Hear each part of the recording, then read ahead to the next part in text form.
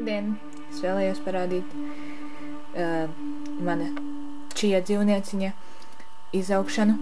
Tā kā tagad ir pagājušas 2 dienas, kopš es esmu iestādījis sēklas. Un kā jūs varat redzēt, viņš diezgan labi aug. Šajā sanā tas nav tik ļoti izteikts, bet otrā pusē tas ir vairāk.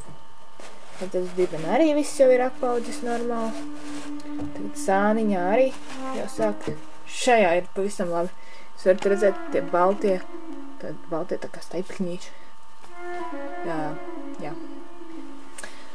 Un, jā, viņi teica, ka uz paciņas, kad vajadzēja vismaz 3 līdz 5 dienām paiet, lai būtu kaut kas, lai sāk kaut kas augt. Tagad jau ir pēc 2 dienām, var redzēt, ka jau ir kaut kas parādījies. Un tā kā es nebūšu tagad 2 dienas mājās, tāpēc es tagad parādīšu, kā viņam iet.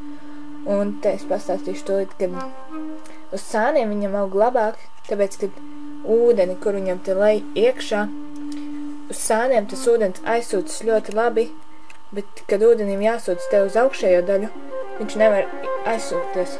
Un tāpēc tur tās sēklās vēl pilnībā nav izdīgušas.